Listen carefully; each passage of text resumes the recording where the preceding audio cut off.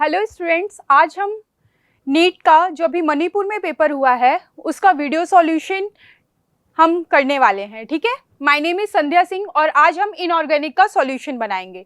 तो let's move to the first question. पहला question हमारा क्या है, ये असर्शन रीजन का क्वेश्चन है। इसमें असर्शन क्या दिया है, ionization enthalpy increases along each series of the transition elements from left to right. However, small variation occurs. तो क्या बोला है कि जो आयनाइजेशन एंथैल्पी है वो हम अगर लेफ्ट टू राइट जा रहे हैं तो वो क्या हो रहा है, बढ़ रहा है और उसमें थोड़े से वेरिएशंस आते हैं। और रीजन क्या दिया है, there is corresponding increase in nuclear charge which accompanies the filling of electron in the inner d orbitals.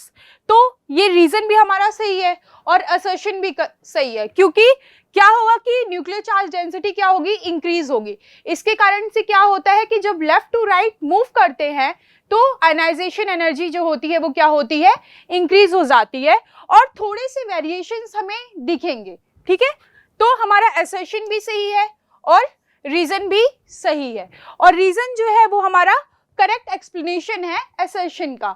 So the correct answer is third answer क्या दिया, both A and R are correct and R is the correct explanation of ए।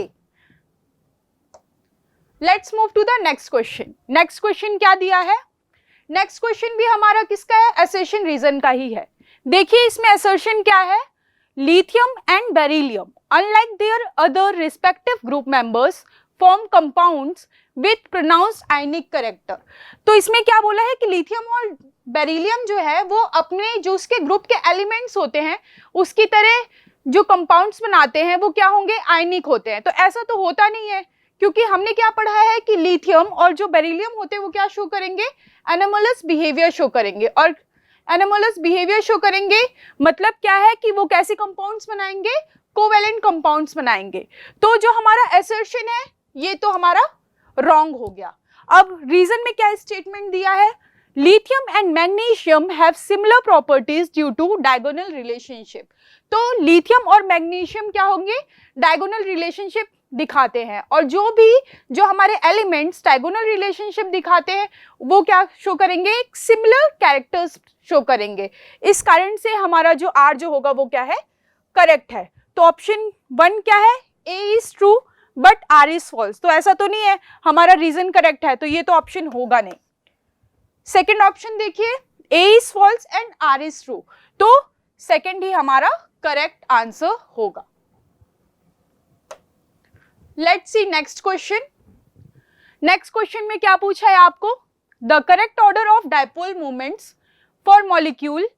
हमारे पास कुछ molecules दे दिए, NH3 दिया है, H2S दिया है, CH4 दिया है और HF दिया है। और इसमें क्या पूछ लिया है, डायपोल मोमेंट पूछ लिया है कि किसमें डायपोल मोमेंट मैक्सिमम होगा। ठीक है, तो अगर हम देखें NH3, H2S, CH4 और HF, इसका स्ट्रक्चर देखें। ठीक है, तो सारे sp3 हाइब्रिडाइज्ड है और CH4 में क्या है कि CH4 का जब हम स्ट्रक्चर बनाएंगे, C टेट्राहेड्रल स्ट्रक्चर बनेगा इसका और इसमें जो डायपोल मोमेंट क्या होगा हमारा, 0 होगा। तो NH3, H2S और HF इन तीनों में डायपोल मोमेंट 0 नहीं है, सिर्फ और सिर्फ CH4 में हमारा डायपोल मोमेंट 0 है। तो आप देखिए ऑप्शन एलिमिनेशन से कि CH4 तो एंड में आना ही है, तो या तो सेकंड हो सकता है या तो क्या हो सकता है, फोर्थ हो सकता है।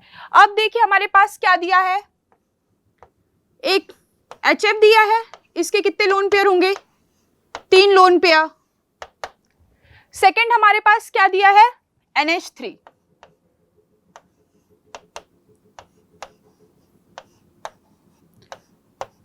और हमारे पास क्या ऑप्शन दिया है, H2S। H2S में कितने लोन पेयर होंगे, 2 लोन पेयर होंगे। ठीक है, तो डायपोल मोमेंट हम क्या पढ़ते हैं, म्यू इक्वल्स टू क्या होता है हमारा, Q इंटू D। तो Q क्या है यहाँ, चार्ज। ये नाइट्रोजन और जो हाइड्रोजन है इनके बीच में कितना इलेक्ट्रोनेगेटिव डिफरेंस आ रहा है, क्या चार्ज है, वही हमारा Q है। ठीक है, तो अगर हम F और H देखेंगे, NH देखेंगे और SH देखेंगे तो मैक्सिमम किस में रहेगा, Q HF में रहेगा, इसलिए HF जो होगा वो मैक्सिमम डाइपोल मोमेंट शो कर रहा है, तो मैक्सिमम HF सबसे ज्यादा इसी में है, ठीक है। तो द right answer is 4th। Let's move to next question. Okay, match the following question है, काफी क्वेश्चन ऐसे आने लग गए हैं अब। तो इसमें कुछ हाइड्राइड्स दिए हैं और टाइप ऑफ हाइड्राइड्स हमें बताने हैं कि ये जो हाइड्राइड्स हैं वो किस तरह के हाइड्राइड्स का फॉर्मेशन करते हैं। तो हमारे पास जो है वो क्या है, NaH है, सोडियम हाइड्राइड है। तो सोडियम ग्रुप 1 का है, तो ये जो होता है ग्रुप 1 के जितने भी एलिमेंट्स होते हैं वो कैसे फॉर्मेशन करते हैं, सलाइन नेचर के हाइड्राइड्स का फॉर्मेशन करते हैं। तो देखिए ए का सेकंड किस में आ रहा है, 2 में आ रहा है और 4 में आ रहा है, ठीक है। अब देखिए फॉस्फीन PH3 में क्या है, फॉस्फोरस के पास लोन पेयर ऑफ इलेक्ट्रॉन्स है, ठीक है, इलेक्ट्रॉन रिच स्पीसीज है। तो इलेक्ट्रॉन रिच स्पीसीज है तो बी का क्या आ जाएगा, हमारा 4th आ जाएगा, ठीक है। बी का हमारा 4th आ जाएगा। हमने सेकंड और 4th में देखना था, तो बी में यहाँ 3rd दिया है और बी में यहाँ क्या दिया है, 4th दिया है। अब देखिए GeH4 में, तो ये इलेक्ट्रॉन प्रिसाइज होगा, ना तो इसमें इलेक्ट्रॉन कम है ना इसमें इलेक्ट्रॉन ज्यादा है, तो हमारा GeH4 क्या है, इलेक्ट्रॉन प्रिसाइज है। तो 3rd का हमारा क्या आ जाएगा, 1st आ जाएगा।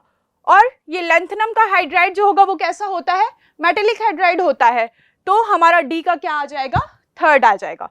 तो सो the correct option is 4th। इसका हमारा आंसर जो होगा वो क्या आ जाएगा, 4th आ जाएगा। Let's move to the next question.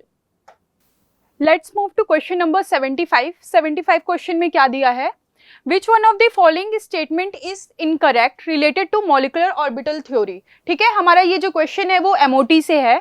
तो इसमें फर्स्ट स्टेटमेंट क्या है, the pi star anti bonding molecular orbital has a nodes between the nuclei.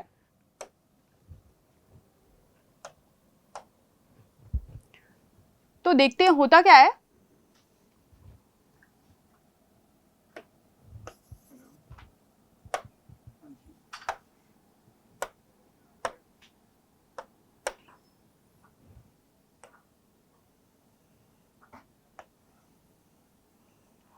ये p ऑर्बिटल्स है, मान लीजिए इनकी ओवरलैपिंग हो रही है, 2 p ऑर्बिटल्स की ओवरलैपिंग हो रही है।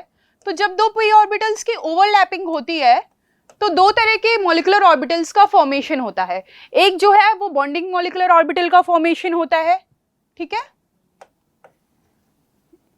इसको हम ऐसे दिखा सकते हैं, ये हमारा बॉन्डिंग मॉलिक्यूलर ऑर्बिटल है। और एक जो है वो हमारा किसका फॉर्मेशन होता है,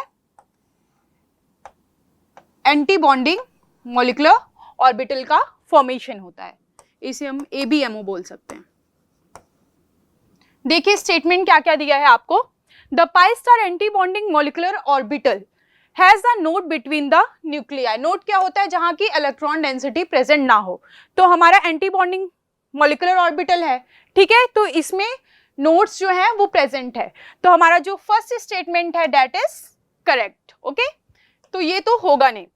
नेक्स्ट स्टेटमेंट क्या है, in the formation of bonding molecular orbital the 2 electron waves of the bonding atom reinforce each other.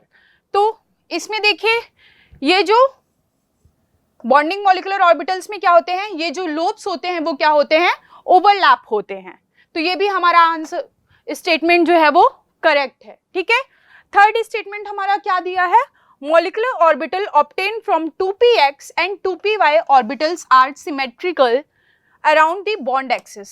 ये क्या बोला है कि बॉन्ड एक्सिस के अराउंड जो हमारे ऑर्बिटल्स होंगे वो क्या होंगे, सिमेट्रिकल होंगे। क्या यहाँ सिमेट्री आपको दिख रही है कहीं, नहीं, यहाँ पास सिमेट्री जो ये बॉन्ड एक्सिस है इसके अराउंड हमें सिमेट्री नहीं दिख रही है।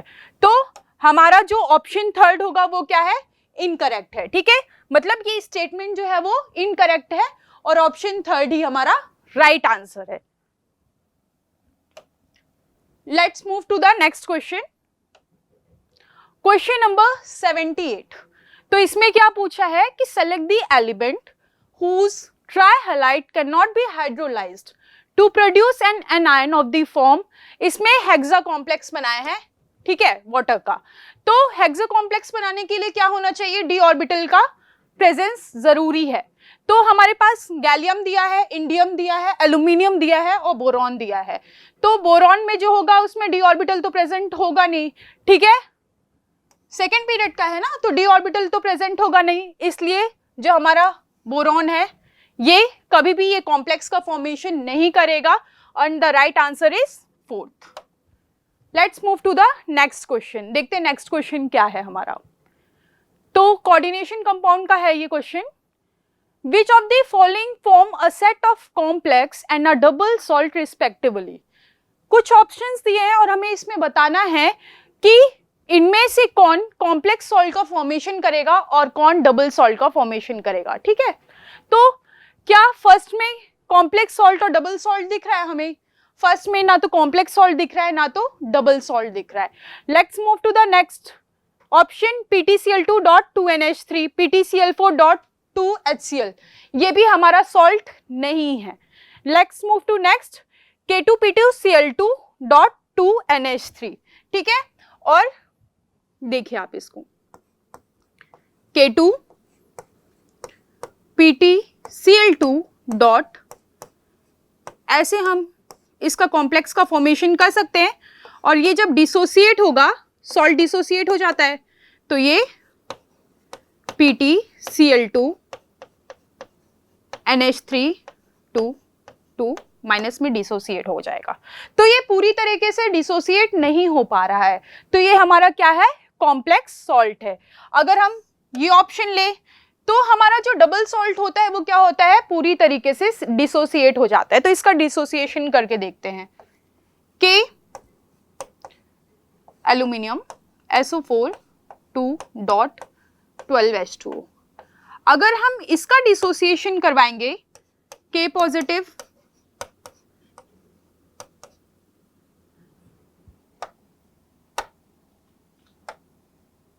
this will be K minus and SO4 2 minus, ये पूरी तरह से डिसोसिएट हो जाएगा, इसलिए the correct answer is third. अब नेक्स्ट क्वेश्चन देखते हैं क्या है। ये स्टेटमेंट वाले क्वेश्चन है, हमें बताना है कि कौन से स्टेटमेंट सही है और कौन से स्टेटमेंट गलत है। दोनों सही है कि दोनों गलत हैं, फर्स्ट सही है कि सेकंड गलत है, ऐसे हमारे ऑप्शंस दिए थे। तो स्टेटमेंट 1 क्या दिया है कि hydrated chlorides and bromides of calcium, strontium and barium on heating undergo hydrolysis. तो ये हमारा स्टेटमेंट 1 दिया है। तो हीट करने पे जो हाइड्रेटेड क्लोराइड्स और ब्रोमाइड्स किसके? कैल्शियम, स्ट्रोंशियम और बेरियम के, वो हाइड्रोलिसिस हो जाता है। तो ऐसा नहीं होता, उनका क्या होता है कि डिहाइड्रेशन हो जाता है। ठीक है, तो ये तो हमारा जो फर्स्ट स्टेटमेंट है ये क्या हमारा रॉन्ग है, ठीक है, फॉल्स है। This statement is false. Next statement देखिए क्या दिया है, hydrated chlorides and bromides of barium and beryllium and magnesium on heating undergo dehydration. तो ये डिहाइड्रेशन में नहीं जाता, इनका क्या होता है? हाइड्रोलिसिस होता है। ये बस थोड़ा सा कंफ्यूजन करने के लिए इस टर्म को चेंज कर दिया गया है। तो ये भी हमारा स्टेटमेंट जो है वो क्या है? फॉल्स है। तो स्टेटमेंट 1 भी हमारा फॉल्स है और स्टेटमेंट 2 भी हमारा क्या है? गलत है। तो क्या देखते हैं, statement 1 is correct and statement 2 is false, ये तो नहीं होगा। Both statement 1 and 2 are true, ये भी नहीं होगा। फोर्थ ऑप्शन क्या है? Both statement 1st and 2 are false. Let's move to next question. Next question क्या दिया है कि type of isomerism exhibited by compounds. कुछ कंपाउंड्स दिए हैं हमें, ठीक है, हमें ये बताना है कि ये किस तरह का आइसोमेरिज्म शो कर रहा है, and the value of coordination number. तो यहाँ हमें वैल्यू मतलब कोऑर्डिनेशन नंबर की वैल्यू भी बतानी है और किस तरह का आइसोमेरिज्म शो कर रहा है ये भी बताना है। तो सॉल्व कर लेते हैं, पहले कोऑर्डिनेशन नंबर से ही देख लेते हैं क्योंकि इसमें सब में वेरिएशन है तो ज़्यादा इजीली मिल जाएगा। तो इसमें कितने लिगेंड्स हैं? 6 लिगेंड्स हैं, तो 6 लिगेंड्स हैं अटैच हो रहे हैं, तो कोऑर्डिनेशन नंबर इसका क्या हो जाएगा? 6 हो जाएगा। इसमें कोऑर्डिनेशन नंबर 2 दिया है, 4 दिया है, 4 दिया है, 6 दिया है, तो ये हमारा ऑप्शन जो होगा 4th सही ऑप्शन है। और इसमें ये भी देखिए कि ये जो स्फीयर है, कोऑर्डिनेशन स्फीयर है, इसके अंदर जो वाटर मॉलिक्यूल्स है वो सब में डिफरेंट है। इसमें 6 है, 5 है, इसमें 4 है। इस कारण से ये कैसे आइसोमेरिज्म है? सॉल्वेट आइसोमेरिज्म है, ठीक है। अब नेक्स्ट क्वेश्चन देखते हैं क्या है। Read the following statement and choose the set of correct statements. आप जब भी क्वेश्चन पढ़ें उसको ध्यान से पढ़िएगा कि उसमें क्या पूछा है, करेक्ट स्टेटमेंट पूछा है कि इनकरेक्ट स्टेटमेंट पूछा है। ठीक है, बहुत बच्चों से बहुत गलती होती है इस चीज में, तो हमें इसमें क्या बताना है, करेक्ट स्टेटमेंट बताना है। तो फर्स्ट क्या है हमारा statement, Chrome steel is used for cutting tools and crushing machines. तो ये हमारा स्टेटमेंट जो है वो क्या है, ट्रू है। नेक्स्ट देखिए, the fine dust of aluminium is used in paints and liquids. ये भी स्टेटमेंट हमारा सही है, सारा एनसीईआरटी का ही है। Copper is used for reduction of alcohol. तो इसमें ये देखिए कि क्या दिया है, रिडक्शन ऑफ अल्कोहल। तो अल्कोहल का रिडक्शन करने के लिए कॉपर नहीं यूज होता, अल्कोहल का क्या करवाता है कॉपर, ऑक्सीडेशन करवाता है। तो हमारा जो थर्ड स्टेटमेंट है वो क्या है, रॉन्ग है। ठीक है, डी क्या दिया है, zinc dust is used as a reducing agent in manufacturing of paints. ये भी करेक्ट है। ई क्या है, iron is used for galvanizing zinc. ठीक है, तो ये ध्यान रखिएगा कि आयरन नहीं यूज होता जिंक के गैल्वेनाइजेशन में। गैल्वेनाइजेशन प्रोसेस में क्या होता है कि जिंक यूज होता है आयरन के गैल्वेनाइजेशन में। तो ये थोड़ा सा क्या ट्विस्ट कर दिया है। तो हमारा ई वाला जो होगा वो भी क्या है, हमारा रॉन्ग स्टेटमेंट है। तो ए, बी एंड डी ये हमारे करेक्ट स्टेटमेंट है। तो आप देखिए ऑप्शंस में किस में आ रहा है, इसमें ए, बी एंड डी ये करेक्ट स्टेटमेंट है। तो हमारा ऑप्शन थर्ड जो होगा वो क्या है, राइट है। Let's move to the next question. Next question भी हमारा असर्शन रीजन से है। काफी क्वेश्चंस हमारे असर्शन रीजन से आए हैं इनऑर्गेनिक में। तो आप पहले असर्शन क्या दिया है ये देखिए, इसमें ionization enthalpies of early actinides are lower than for early lanthanide. जो आयनाइजेशन एंथैल्पी है किसकी, अर्ली एक्टिनाइट की, वो क्या है, कम है किससे, अर्ली लैंथेनाइट से। लैंथेनाइट्स नीचे ऊपर आते हैं, एक्टिनाइट्स नीचे आते हैं। ठीक है, तो आयनाइजेशन एंथैल्पी किसकी कम होगी, एक्टिनाइट्स की ही कम होगी। ठीक है, तो ये हमारा असर्शन तो सही है। अब देखते हैं इसका रीजन क्या दिया है। रीजन क्या है, electrons are entering 5f orbitals in actinoids. Actinoids में क्या हो रहा है कि इलेक्ट्रॉन्स किस में एंटर कर रहे हैं, 5f ऑर्बिटल्स में एंटर कर रहे हैं। Which experience greater shielding for nuclear charge, जिसके कारण से जो शील्डिंग है वो क्या हो जा रही है, बढ़ जा रही है। तो अगर शील्डिंग बढ़ जा रही है तो आउटर ऑर्बिटल में जो इलेक्ट्रॉन है उस पे रिपल्शन क्या होगा, बढ़ जाएगा। ठीक है, तो इलेक्ट्रॉन इजिली हम क्या कर सकते हैं, निकाल सकते हैं। या तो ये बोल सकते हैं कि आउटर ऑर्बिटल्स में जो इलेक्ट्रॉन पे अट्रैक्शन है वो डिक्रीज हो जाएगा। तो हमारी आयनाइजेशन एंथैल्पी जो होगी वो क्या होगी, डिक्रीज हो जाएगी। ठीक है, इस बार का जो भी क्वेश्चन थे वो सारे एनसीईआरटी बेस्ड ही थे। Thank you.